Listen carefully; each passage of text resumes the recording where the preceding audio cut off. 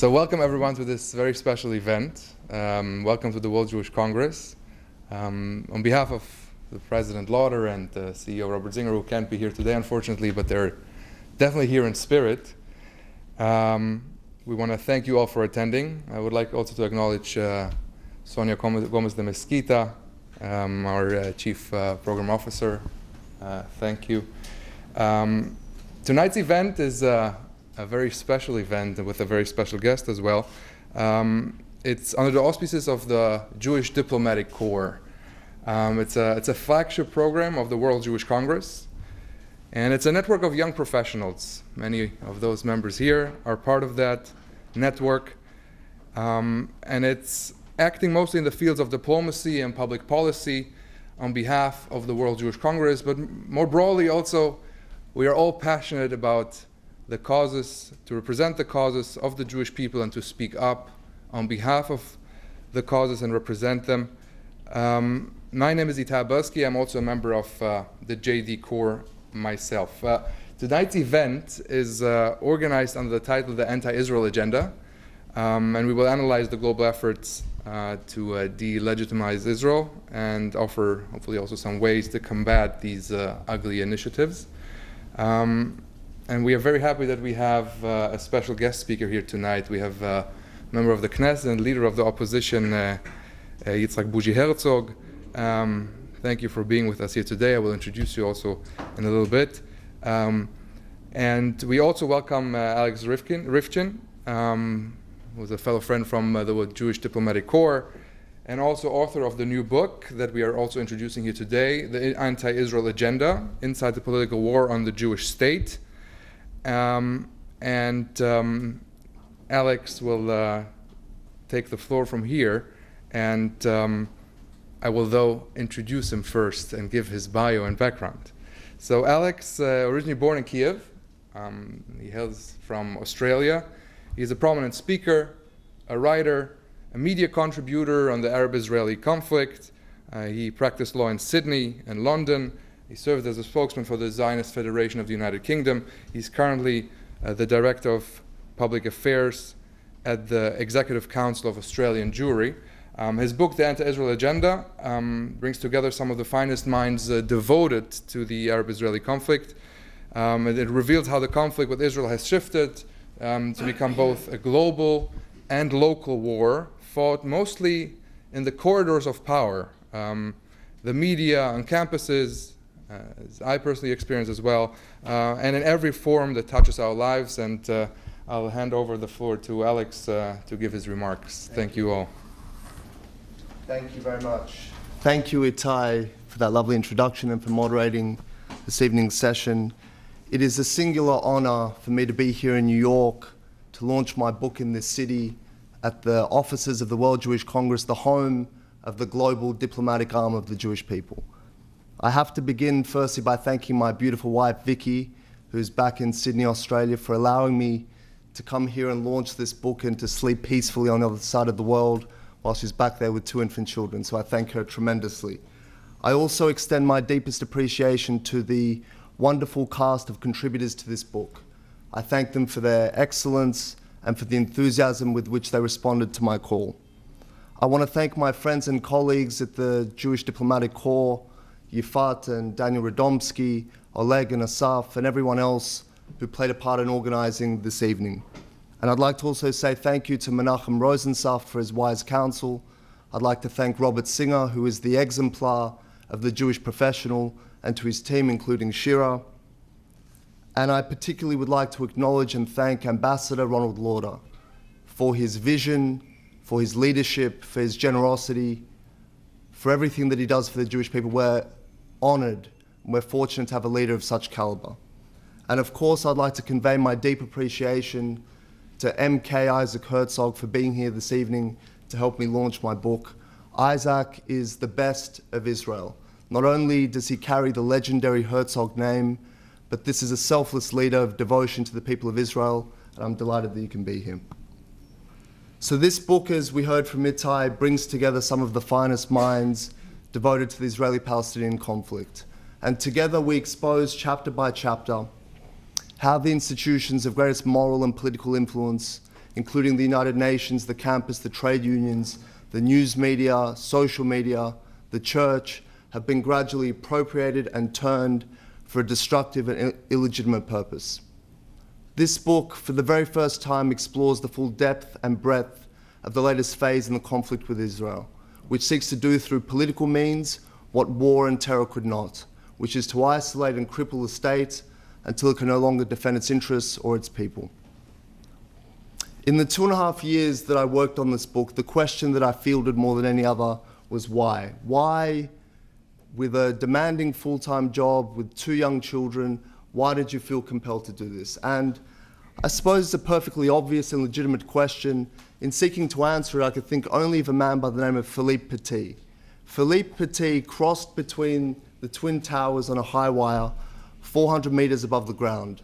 And when he completed this feat and was promptly arrested by NYPD, bungled into a police car, a horde of journalists gathered and thrust their mics into his face, each demanding to know why. Why did you do this? And he answered, why? There is no why. I suppose for Philippe Petit, this was simply something he had to do. And for me, this was something I had to do. As a Jew born in the Soviet Union, having come from a place where our people were denied basic rights, where we suffered institutional racism, and for the most part we suffered in silence. Elie Wiesel called us the Jews of silence. I was born a block away from Babi Yar. That's where I spent the first years of my life in Kiev. I took my first steps as an infant on that hallowed ground, on that killing field. And now to live freely in the West, free to call out injustice, free to defend the basic rights of our people, how can we not do this?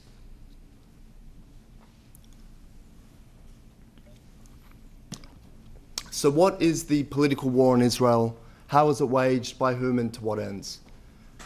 I will explain this with reference to 2 of the seminal chapters in the history of the political war, one of which we saw on the screen just a few moments ago. The first occurred just across town from here, actually, on the 10th of November 1975, is the passage of the infamous Zionism is Racism resolution. Now, 2 years before that resolution, Israel had been invaded on Yom Kippur. Earlier this year, we marked the 50th anniversary of the Six-Day War as the great transformative battle in the Middle East. But for the most part, the Six-Day War changed very little. The underlying condition of belligerence, the rejection of Israel's basic legitimacy that drew the region into war, remained intact after it. Shortly after the conclusion of that war, the Arabs rushed off to Khartoum, Sudan, to convene the Arab League, at which they formally codified the relationship with Israel as being no peace, no recognition, no negotiations. In other words, maintaining the status quo. The more things changed in 1967, the more they remained the same. So much so that a few years later, Israel was invaded again, this time in 1973. Now, the Yom Kippur War was a bruising, grinding encounter which brought home the terrible toll of war and shattered any semblance of invincibility that had arisen in those heady days in 1967. But crucially, Israel did not fall, nor did it relinquish any of the territory it captured in 1967. The lesson of the Yom Kippur War is that Israel's victory in 67 was not a mere aberration, and that what the Arabs had lost in 67 could not be regained by force. Now, this necessitated a rethink of the Arab engagement with Israel, and we see a number of reactions developing from this. One is the path chosen by Egypt in 78 and 79, negotiating the Camp David Accords with Israel, extending peace and recognition in exchange for the territories it had lost in 1967, a formula known as Land for Peace, as enshrined in UN Security Council Resolution 242. Jordan, of course, followed suit, extending peace and full diplomatic recognition in 1994. But for the Palestinians and their backers, the loss in 1973 was a catastrophe, and the path of peace and recognition was a monumental betrayal. And now, facing the prospect of being relegated to a peripheral issue in regional affairs, the Palestinians set about trying to internationalize the conflict. Shortly after the Yom Kippur War, the Arab League was convened again, this time in Rabat, Morocco, at which Yasser Arafat's Palestine Liberation Organization, the PLO, was recognized as the sole legitimate representative of the Palestinian people. A few months later, they were granted observer status at the United Nations. Now, this really marked the entry of the Palestinians onto the world stage, both as a cause and as an increasingly effective and coherent political actor whose agenda would soon permeate through all levels of government and every sector of civil society. So what were the Palestinians seeking with this newfound diplomatic status? Well, it became immediately clear that they were seeking a seat at the table to immediately strip Israel of theirs.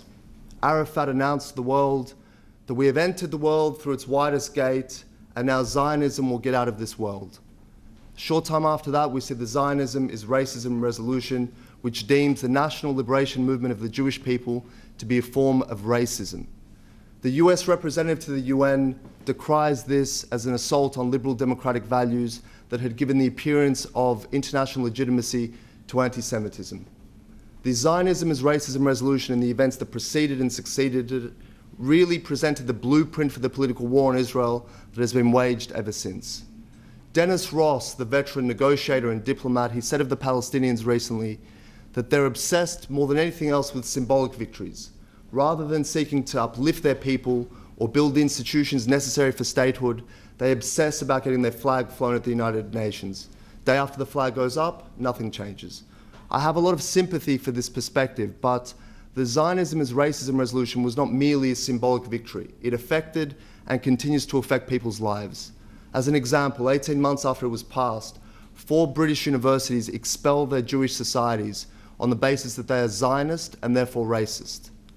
The Zionism as racism resolution did not end with the General Assembly, and it did not begin there either. It was first passed at an international women's conference in Mexico. It was passed in UNESCO and also at a meeting of African nations. And then when the matter came before the General Assembly, the text of the resolution expressly referred to these previous bodies that had already endorsed it.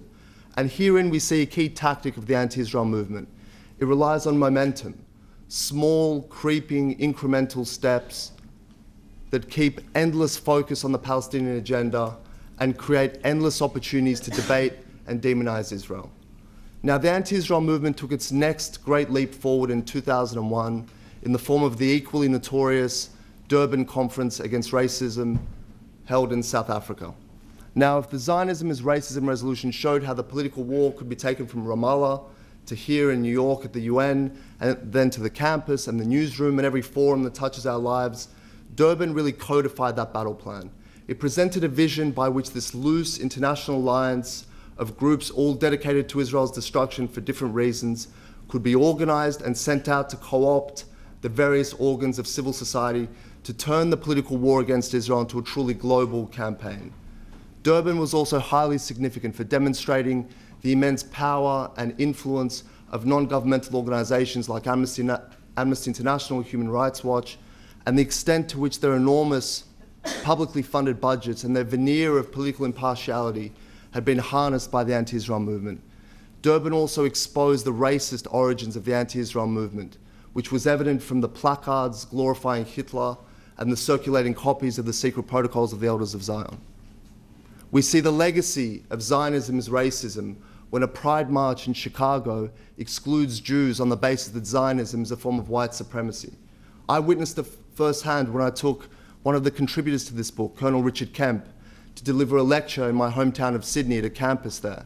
Within minutes of commencing his talk, the lecture was stormed by anti-Israel activists with megaphones who shut the lecture down, accused Kemp of supporting genocide because of his previous support for Israel. Alan Johnson, another one of the contributors to the book, suffered similar abuse and intimidation in Galway and Ireland.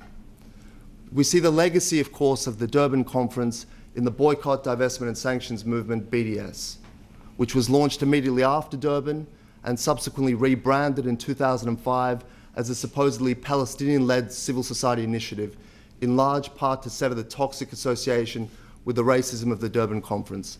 We see the legacy of this when Valencia Council in Spain votes to boycott Israel and then promptly declares itself to now be a space free of Israeli apartheid. Over 50 councils in Spain have now adopted BDS. We see the legacy of this when Norway's largest trade union, with over 1 million members, formally adopts BDS as its policy. And we see the legacy of this when the Mennonite Church in this country just last month votes to begin divesting from Israel. It joins the Presbyterians, the Quakers, and many other mainline churches who have already started to divest. This is the political war in Israel. And unlike conventional warfare, it has no end. It is often difficult to discern victory from defeat, and it doesn't take place on a distant battlefield, but in the colleges that we or our children attend, the news media we consume, the political parties we choose to support, and in every forum that touches our lives. My book does not tell a happy story. And indeed, Israel is bleeding badly in many of the institutions that it covers. But as Golda Meir said, as Jews, we don't have the luxury of being pessimists. And after all, the Jewish people have built a state that is capable of securing itself militarily, that can assert itself on the world stage. And I believe that in the Jewish diaspora, Israel has its finest spokespeople, because it is composed of organizations and leaders who intimately understand the culture and the political dynamics of the countries in which we advocate. And this is why the relationship between Israel and the diaspora is absolutely critical. If this were to fray, it would be calamitous. The anti-Israel movement knows this, which is why they focus on targeting the Jewish youth, which is why they generally exaggerate the number of Jews that support their extremist agenda, and why they try and sow discord in the Jewish world. Equally disastrous would be to begin withdrawing from those forums that have become hostile to Israel. It is difficult to be in a place where Israel is maligned, where Jewish activists are slandered, and for this reason we hear regular calls to withdraw from formal dialogues and collaborations, to sever ties with organizations, even for Israel to withdraw from the UN. This, in my view, would be entirely self-defeating. These organizations will retain their prestige and influence with or without us. And without us, any hope of enlarging that small pro-Israel voice, any prospect of presenting a dissenting opinion, immediately evaporates. In fact, the opposite needs to happen. It is vital to increase engagement at all levels, youth and grassroots, financial support, formal collaborations and dialogues, particularly with those organizations that have started to turn on Israel. My friends, I thank you again for being here this evening and for helping me launch this book. It is my belief that the acceptance of the Jew as equal will not be complete until the Jewish state is treated as equal among the nations. And it is my small hope that this book, by shedding a light on this unjust political war in Israel, will go some small way to securing the rights of the Jewish people to live freely and securely in their own land. Thank you.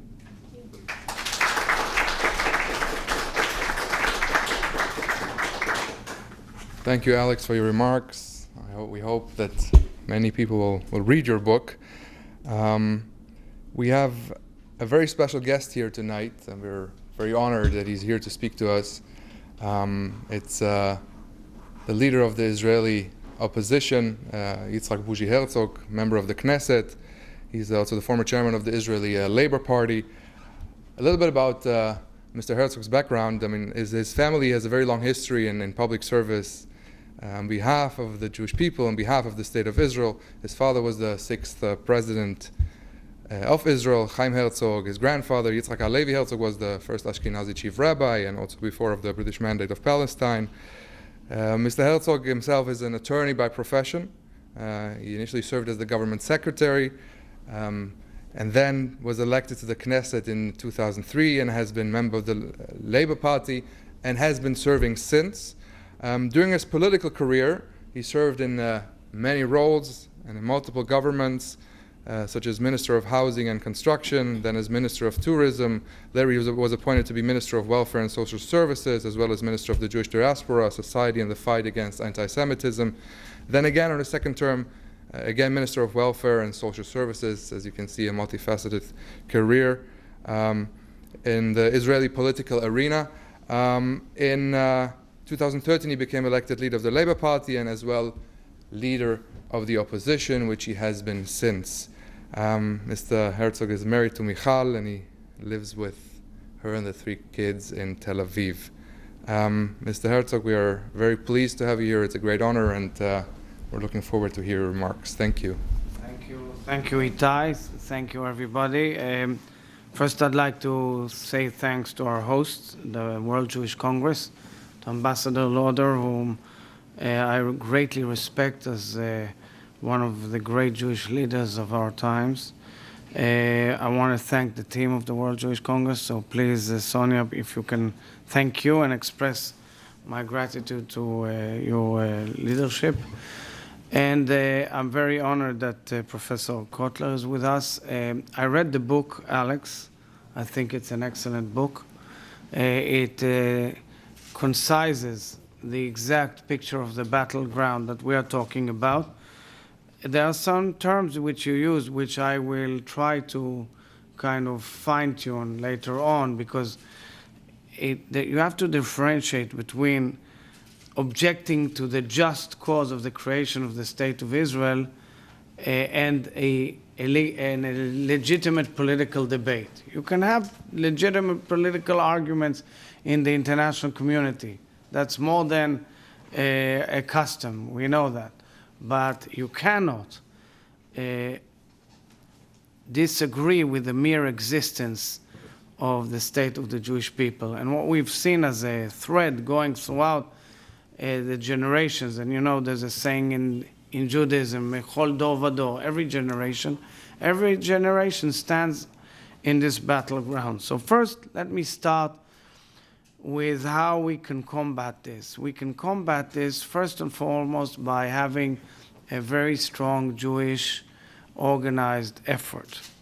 And here I revert to Winston Churchill. In 1908, when Churchill entered politics in Manchester, he had a Jewish constituency, a large Jewish constituency, and he writes in his memoirs, it is told that he was extremely impressed by Jewish corporate life. This actually intrigued him, how Jewish society takes care of people's lives from childhood until death, and how the communities are organized and well organized. And if you think about it correctly, this is the role of the Jewish people to unite and work together to combat outside threats. And in fact, this is an outside threat which has borne a new suit, or a new, I would say, cover when it comes to BDS. In the 70s, it was Zionism, racism. Before that, it was the fight against the creation of the State of Israel. But it's all the same throughout history. So first, let me say a word about the famous battle which you have seen here in the movie preceding our speeches. My late father, Chaim Herzog, had an incredible career. He was born in Ireland. My late grandfather was, at that time, chief rabbi of Ireland, the Irish Free State. And he became chief rabbi of Palestine. My father came as an adolescent to Palestine in the 30s, and then went to study law in Cambridge and UCL, and joined the British Army when the war started, after the battle on Britain. And he joined the army not knowing that throughout his term in the British Army he would participate in Normandy, in the battle on the Rhine, in releasing Bergen-Belsen, or occupying Bergen-Belsen, finishing the war as a commander in Germany and one of the occupiers of Heinrich Himmler, and then going back to Palestine and joining the army to be created, going all the way up to the ranks of general in the Israeli army, founder of Israeli military intelligence. And all his life kind of came through, all his experiences in that battleground, which we have seen at the UN plenary on the 10th of November 1975. Now, the opening of the speech started by something which was told to my father by a famous Jewish leader of the time. His name was Arnie Michel. He was the leader of the UJA. He was a Bergen-Belsen survivor. Remember, my father was one of the first British officers to enter Bergen-Belsen. And he told my dad, you should remember, 10th November is Kristallnacht. And that's how that part of the speech started. The battle towards the speech lasted for over a decade. The Arab states and the Automatic Communist Bloc, together with the Palestinian National Movement, which started in the 60s, they have decided that the way to contain and undermine Israel would be by terming Zionism as racism, because that has legal effect wherever it may be, not only in Webster's dictionary, but in everything to do with international conventions and laws within states. And it bore fruit in 1975, 2 years after the Yom Kippur War, part of the onslaught of Arab states and the communist bloc of the time. The ending of the speech, the tearing of the resolution, which had created I would say, waves of electrifying the international discourse came to my father as an experience of his late father, Rabbi Herzog, who in 1939 led a huge protest in Jerusalem against what was termed then the White Paper. These were ordinances and regulations of the British Mandate prohibiting Jews from emigrating to their ancient homeland, Eretz Israel, or at that time Palestine. And my grandfather stood up in front of a crowd of thousands and tore up the White Paper of that time. So that was the two experiences which led to the unique speech, which is termed today by experts worldwide and in official books as one of the best speeches of the 20th century. The speech itself, and I've passed it on by email to Sonia to send to you, is an incredible defense speech in behalf of the Jewish people and what Zionism is all about, and the unique nature of the State of Israel. I would add and mention a few more relatives of my family in this context. Number one was my late uncle, Dr. Yaakov Herzog. He was the Director General of the Prime Minister's office, but his claim to fame was in 1963 in a debate, a public debate, which he had called for as serving as ambassador of Israel to Canada. He has read about a lecture of one of the leading historians of the time, Professor Arnold Toynbee, who had claimed that Judaism is not only a fossil, but Israel being a racist state. And my uncle invited him to an open debate, and Toynbee agreed, and the debate took place at McGill University in Montreal, Canada. And one of the young students at that debate was Professor Kotler, and as well as a bunch of young Jews who were influenced all their lives by that debate. And Yaakov Herzog basically crushed Professor Toynbee at that debate, a debate which has been studied time and again, which at that time got world-renowned, and it's called the Herzog-Toynbee debate. You can find it also in the various sources. That was another milestone in the family history. And then another uncle of mine, who was a legend in and of himself, Abba Iban, who was Israel's legendary foreign minister, and he has presented a unique defense of the case for the State of Israel at the UN in the 50s and 60s, as well as in the debate leading to the UN resolution 242, which is really the basis for any possible peace in the future. Now, that debate, when one learns it in depth, one understands that the brainwashing atmosphere of states, nations, and leaders, as well as political clout, which the Arab states then had with the oil power they had in hand, and the boycott, could lead to some very dangerous developments. The Jewish world at the time was actually indifferent for a while. In the preceding months before the debate, my father was begging the Jewish community, the Jewish world, to take action, and nothing happened. So much so that he created an uproar by being so critical of the indifference of Jewish leadership and the worldwide presence of the debate within the halls of power. And in enters the vote. The UN takes a resolution which had a landslide majority against Zionism, and states which were supposed to be objective and friendly voted against Israel. One of them was a remarkable vote, was Mexico. Nobody understood how come Mexico voted against Zionism. So other states as well. The ripple effect, however, of that resolution was enormous. Not only did it lit up the public awareness all over the world, front pages of all the newspapers and TV in the world showed that debate and the tearing up of the resolution, and the incredible speech of the then ambassador of the United States at the UN, Daniel Patrick Moynihan, later Senator Moynihan from New York, a great friend of Israel and a great friend of the Jewish people.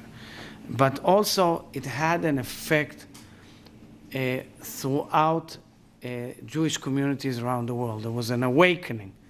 I still, until today, get letters from people who are coming of age telling me how that speech influenced their life to get to know what Israel is all about. And I'm saying it because the current debate on BDS should have the same effect on young Jews all over the world, like it has on you, young Jewish diplomats who are taking and assuming the role of your generation to fight for the just, the most just cause of the State of Israel. Now, what has transpired thereafter was an inner debate within political body politics all over the world as to the attitude towards Israel. And in fact, one needs to mention, and I tell it to Alex, that following the fall of the Iron Curtain and the dissemination of the communist bloc, the opportunity came forward with an undertaking of President George Bush father during his election campaign, no less, that if it comes and if it's possible, he will lead a campaign to abolish that resolution in the United Nations. And in fact, together with Israel, and my father was then president of the State of Israel, the resolution was abolished in 1991, one of the only 2 resolutions of the UN ever to be abolished. And I would say a tribute to President Bush father, who came a year before to the UN General Assembly, Annual Assembly, and in his speech demanded that the UN Forum, the United Nations General Assembly, abolish and cancel that resolution. And in my father's study, in my late father's study in Herzliya, there is the original resolution as it was torn by him, as well as the resolution annulling the resolution whereby Ambassador to the United Nations of that time, Thomas Pickering, who is still with us and an active retired diplomat, writes to my late father, "Dear Mr. President, this resolution is not for tearing up." Now, however, from the H generation, the new challenge comes up. There were a few years, because of the Oslo process, because of the peace process, whereby those steps were put aside. But anti-Semitism combined with anti-Israelism has kind of bubbled underneath, has simmered from underneath, and it exploded in the Durban conference, which was discussed by Alex. Alex's book depicts clearly the battleground of today, which is somewhat different in terms of technicality from the battleground of that day in the 75. For example, social network. And a social network which is supposed to introduce democracy, free speech, and an open and free debate is also a platform for hate, falsehood, and ignorance, as my father mentioned in the speech, combined with racism and mere lack of understanding of what Israel is all about. Not only a nation state of the Jewish people, a homeland, and for refuge of Jews, but also a democratic, vibrant, open community, society, and democracy where everybody is equal, where you have an Arab judge throwing the president of the state to jail for his crimes charged by the state, throwing the prime minister to jail, or the fact that you have the supreme organ of government being the Israeli Supreme Court, which is one of the most liberal, far-reaching courts in the world. Or a nation state whereby people seeking refuge from all over the world, including Jews from the heart of Africa, the only state which absorbs people from the heart of Africa to give them a better life, openly.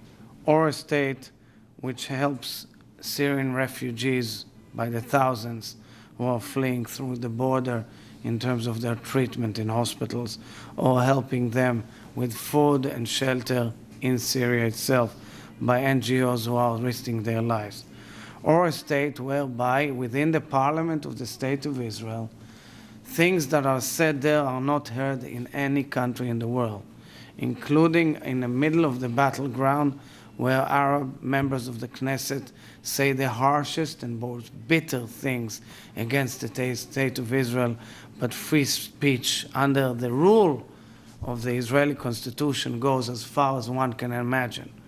Or where a parliament that has Muslim Brotherhood representatives in the parliament, perhaps the only parliament, definitely in the Middle East, which enables Muslim brothers to be part of the parliament, which poses the most complicated challenges for any democratic society in our country. Or a country which debates on the purity of the weapon, meaning how do you treat the battleground with rules of law, of international law, amidst the fact that your family, your friends, or your own self is under a life risk, including the recent case of Elor Azaria, who is a soldier, a 19-year-old soldier who has killed a terrorist who came forward to kill soldiers by knifing them. He killed him while he is lying on the ground, which is illegal, and he's been indicted for that. And a huge national uproar has come about as a national debate, which you wouldn't have seen in any other nation in the world which faces terror and combat.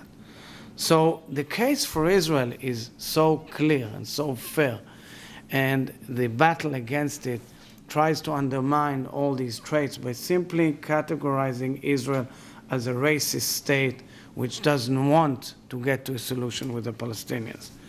Now, the mere fact that Professor Kotler and I are here is an example of where the debate goes, because he comes from the center-left of his country, Canada, and I led the center-left, and I'm the leader of the opposition leading the center-left in Israel, in the Israeli parliament, where we advocate staunchly for a two-state solution and for self-determination of the Palestinian people, but not by way of terror, only by way of negotiations, bilateral negotiations,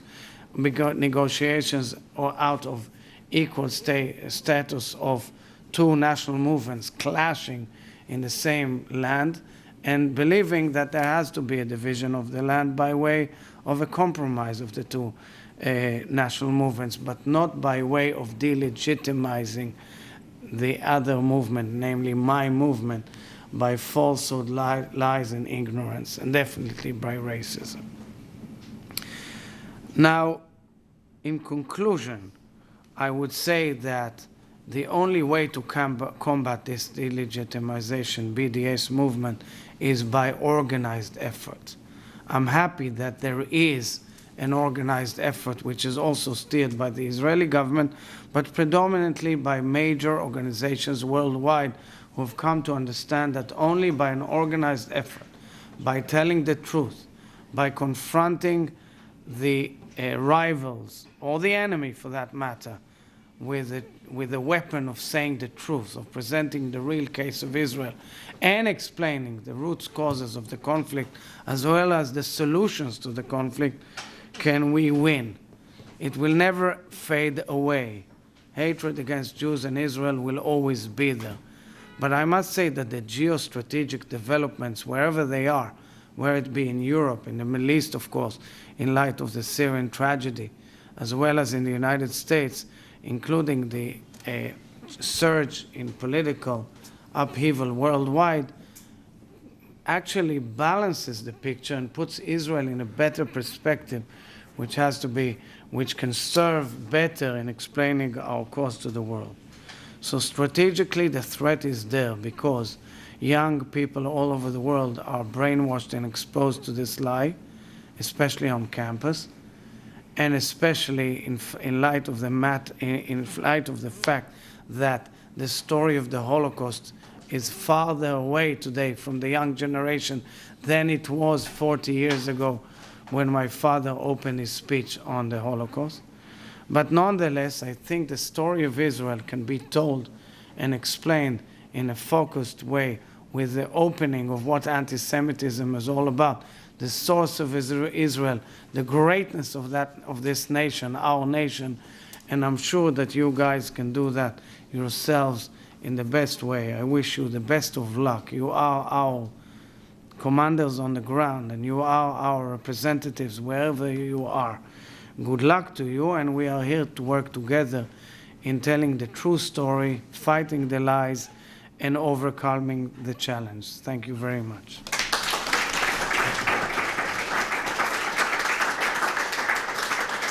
I'll be happy to answer questions. So you can open the floor for questions. So thank you for your inspiring words and for motivating us to continue with our efforts. I understand, Alex, you wanted to add a couple of remarks, is that right? No? No? Okay. Okay, Please, so let's move to the we can start with the questions. Q&A. I think it's easiest if you ask the question by yourself and just direct them here directly. Please, our friend lawyer. Sure. So to Alex, you mentioned staying within organizations that have adopted resolutions hostile to Israel.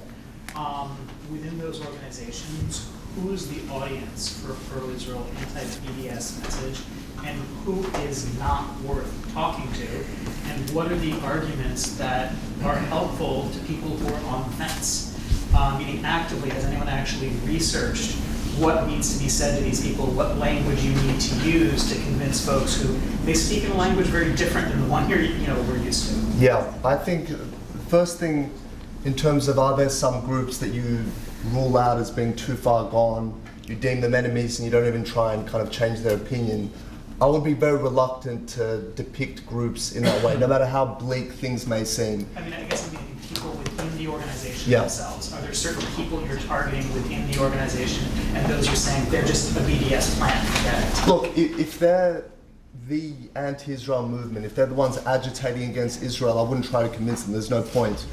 But what I want to say is that sometimes you will see people, you will be aware of public statements they've made in the past, and you will deem them hostile, irrecoverably bad, and impossible to change their opinion. I've sat across from people who have made public endorsements of BDS in the past, and you can find common ground, you can shift their position. So I would say be reluctant to deem people to put a line through them and say that they can't be changed. But generally speaking, you're not trying to coerce the people who are agitating against Israel. They are your enemies in this fight. It is the middle that you're trying to secure. The vast majority of people in any one of these forums, they could be university students, they could be people at a campus plenum, church, synod, trade union assembly, they are ambivalent on the conflict. They have very little knowledge of the conflict. It's true. So if one skilled activist can get up with credibility within that organization and make a booming speech about Israeli apartheid and evils, that person will hold sway. And it only takes one or two skilled people on the other side to present that dissenting view, to muddy the waters and to bring about change. I've seen this all the time in my work. So I would say always engage, give it your best effort. Sometimes you won't win, but if you withdraw, if you rule out certain forums as being too hostile, too difficult, you lose immediately. Yes, our friend from Uzbekistan. Mr. Herzog, thank you for being here. Also, Alex, I think both of you can probably answer this question. Alex, you mentioned ambivalence on the part of a majority of the student bodies in the universities, and I've heard that before. And I guess the question is, should we change the conversation for this particular crowd and not focus on rejecting the extremism, but more focusing on Israel's power and their democracy or their technological power or their contribution to the world? Should we change the conversation and lead the majority of the student body in that direction and just say, we don't want to talk to the extreme side of the university, but maybe we want to focus on Israel's greatness? So. Perhaps Mr. Muallim, you want to ask another question? It's very unrelated to his. Oh, okay. So I'll say the following. Look, first of all, it's not. One has to say frankly, no nation is perfect. Okay, I always say yes. We are willing to hear criticism. There are mistakes that are done. Every government, every nation makes mistakes. So Israel can make mistakes. This doesn't go to delegitimizing the right of its existence. That's exactly the difference. When you face a group that attacks you and says you're racist, Palestinians, first of all, they view the Palestinians as underdogs. They are the underdog, and they are the weaker part. And because they are the weaker part, you have to answer the question by saying, yes, we are, in Israel in per se, 80% of the nation is willing to settle for peace in a national conflict. However, preserving our security, our defense, understanding that we faced suicide bombings, we faced kids butchering kids, we faced kids who simply slaughter other people, innocent people, and we have to defend them, and there are ways how to employ your right of self-defense. Secondly, we are willing, for example, an issue that comes up a lot is the settlement issue. So the settlements are an issue in debate within Israeli democracy, but they are solvable, because when Israel went for peace, it approved settlements, both in Sinai, then in Gaza, so it knows how to do it. And moreover, the contours of the solution, which are known to all, speak about 3 major Israeli settlement blocks, which comprise of only 4% of the land in dispute, and are going to be swapped with other land. Is a solution. All you need is come to the table and negotiate peace, rather than saying, I don't have a right to exist, I don't have a right to my national movement, that we are apartheid states. It's all baloney. We are no apartheid state. We have a state that has a majority and a minority. Yes, it's always difficult for the minorities to break the glass ceilings, but yes, I heard Deputy President of the Supreme Court, Justice Jubran, an Arab judge, who retired this week, in a remarkable speech about what it means to be an Arab judge in a Jewish state. And Arab women judges, and an Arab woman judge who just ordered to close one of the biggest industries in Israel on environmental issues. So it's an ever-changing society, and rather than blaming that society endlessly for things you don't know, come and study and learn. Now, these movements are sometimes, most of the times, are brainwashed and locked within themselves with their own narrative. However, when people come and learn and listen, including leaders of the churches, I met many of the leaders of the Presbyterian Church and many others. And now they see things in proportion when they see what's happening in the region, what happens to Christians in Gaza, or the situation of Christians in Egypt, and definitely what is happening in other countries, Iraq, and so forth. And I think then people get to understand that we are confronted with radical Islam. We, meaning a coalition of nations, the Jewish nation, Christian nations, and moderate Muslim nations who surround us and are willing to come to terms with us, as opposed to 1975 or 48. Today, these moderate Arab nations are yearning to be part of a coalition with us if we move on the peace process. So even they themselves are, with their rhetoric, are much more cautious as what they say about the right of Israel to exist. So this is the new circumstances of the situation, except the BDS movement hasn't learned these facts yet. Please. Thank you. First of all, thank you for coming, Mr. Herzog. I have a question about the, I guess this has been relevant for the past 10 years or so since Hamas took over in Gaza. You spoke about negotiations, and for example, had Abbas taken Olmer's proposal for peace in 2008, how is it that Israel can make existential concessions when Hamas effectively rules half of the Palestinian people? And they would never agree to anything that is signed by Abbas or any other representative of the Palestinian Authority. How can Israel be secure in a peace agreement when they know that half of the Palestinians, or at least those represented by half the Palestinians, particularly those in Gaza, will not abide by it. I think it's a very strong case. I agree. Namely, if you believe, I mean, the international notion is the two-state solution. You cannot have a two-state solution with two Palestinian states. There cannot be Gaza and the West Bank. There has to be one Palestinian state under one rule, with one vote, as they say, and one weapon. And the issue of Gaza is a very strong issue to mention. I say you can't have two Palestinian states and you can't speak about three-state solution. It's a two-state solution. Gaza is the most complex issue to resolve in order to move to the process. Jerusalem per se, I would say, the most complicated of all. But in terms of entering into the process, and I've been asking Palestinian leaders, including Abbas himself, Gaza has to be part of the equation. And if you guys expect Israel to move forward for peace, you have to give us a solution about Gaza. Now, Palestinians say Gaza will come on board as part of the process. Fine, let's see.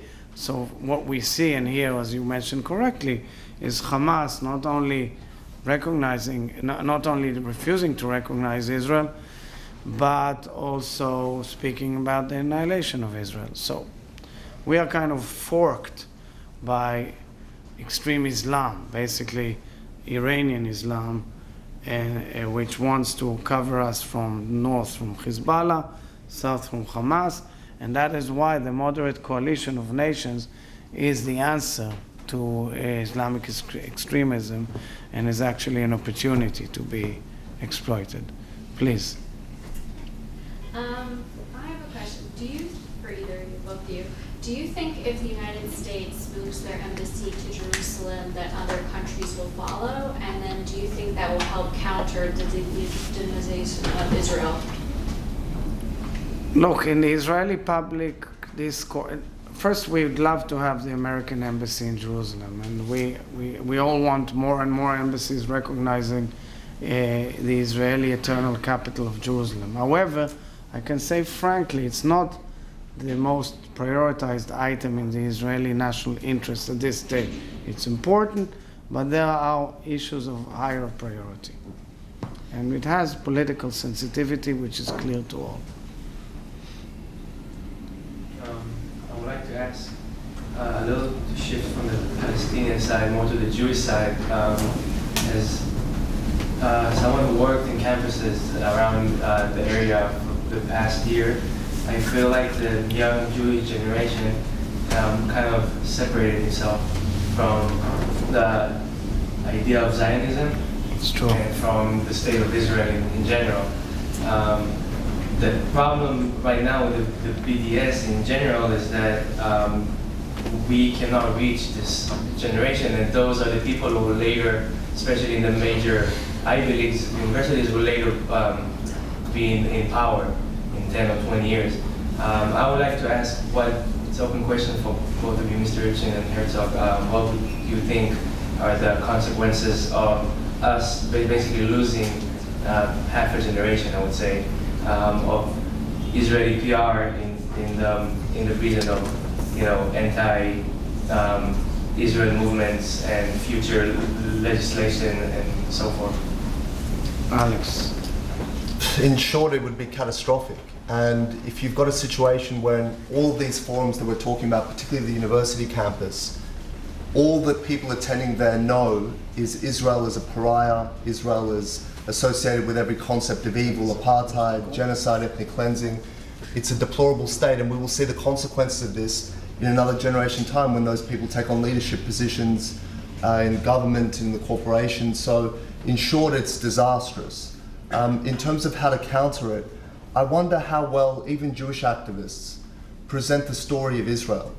And my learned friend here before said that it's not necessary to refute every accusation against Israel or to defend it staunchly against every accusation. No country is perfect.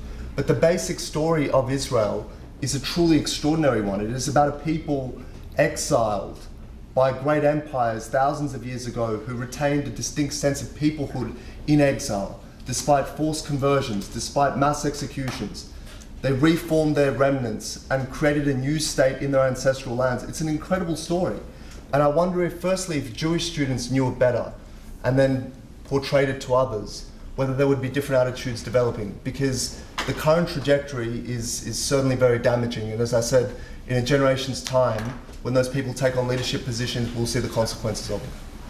I would say the following. First, it's a phenomena which is known, okay? But that phenomena is not new in this generation. There were many generations where there were many Jewish youngsters who actually turned their back towards the Zionist cause. Secondly, I think that the way to deal with it is by inclusivity, namely to enable dissenting voices to be part of the debate within the Jewish community. For example, J Street. I think J Street is a very important tool in bringing those youngsters into a forum whereby there's an ability to teach and understand and explain the debate which goes on within Israel, and invite people to take part and also get to know Israel in its better part, or the truth about Israel, rather than shunning them out to the kind of the extreme polar of the debate and saying, you know, we are turning off against Israel. I want you to know more, and if you feel at ease with a more liberal forum, let's so be it. And I think part of the responsibility of a force that leads this debate on behalf of the Jewish people is to enable these voices to be heard and discussed and say, yes, we have an internal debate. We're saying horrible things within the debate in the Knesset. We're saying the most extreme things to our government and vice versa. So what? That's the power, that's the beauty of democracy. Just like here in the United States, between the two big political parties in the United States, their debate goes way beyond sometimes what you hear in Israel. But that's part of introducing this debate. And I agree with your fear.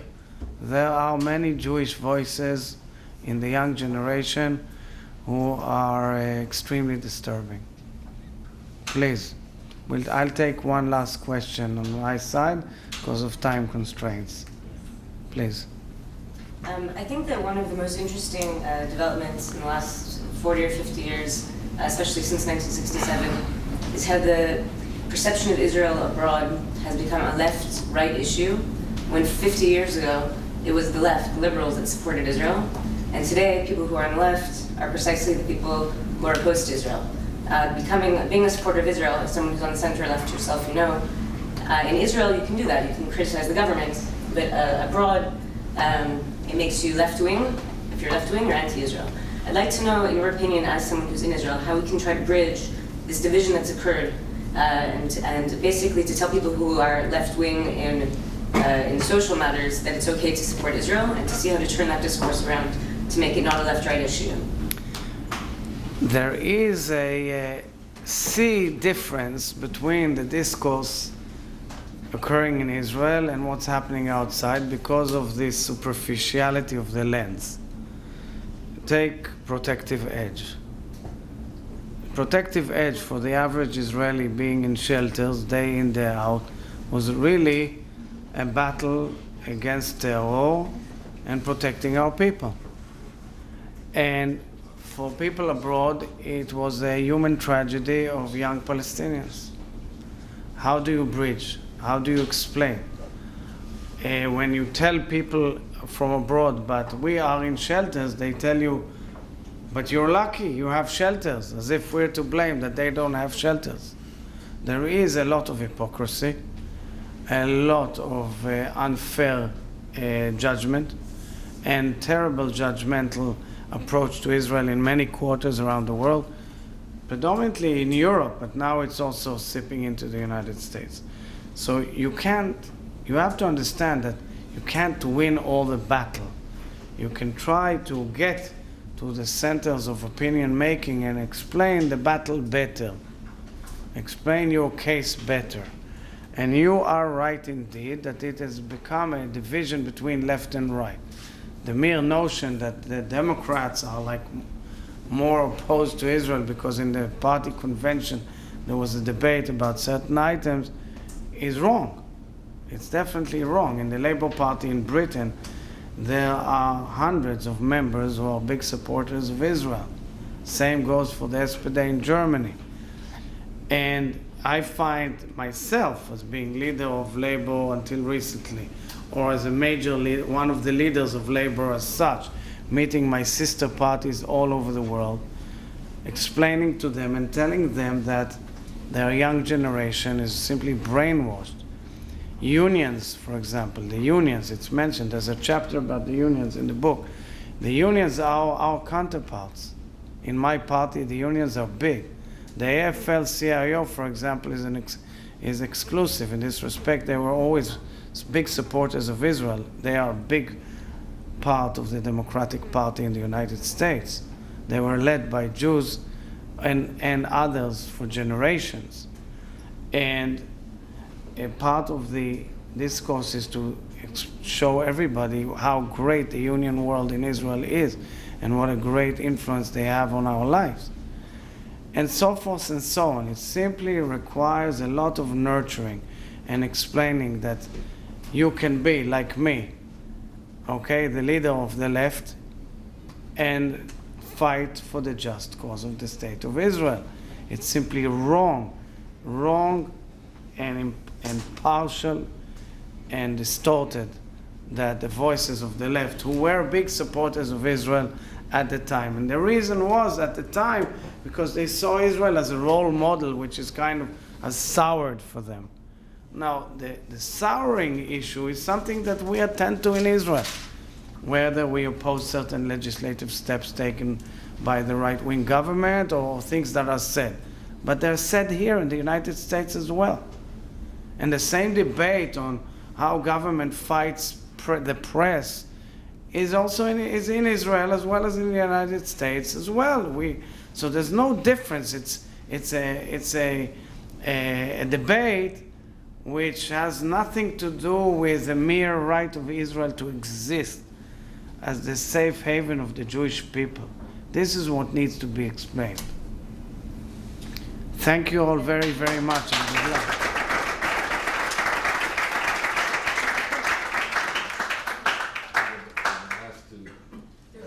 You have to give the book. Yeah, Whose an book is expression of appreciation for what I would say was an exemplary representation of a just cause. Well,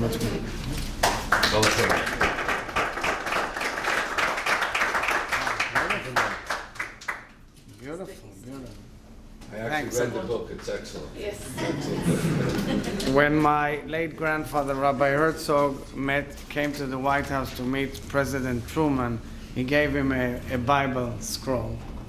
And Truman took it and said, "I always wanted one of these." And so thank you all very much. Same with the Nano Bible. Pardon? There's a Nano Bible. Nano Bible, yes, there is. Yeah. Good luck to you all. Great, Thank you. very much. Take care, Alex. Thank you so much. Next edition for the speech of my father.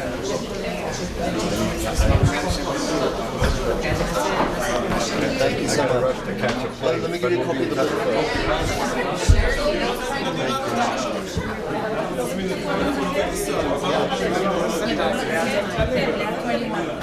Let's take a picture. In front of the slide.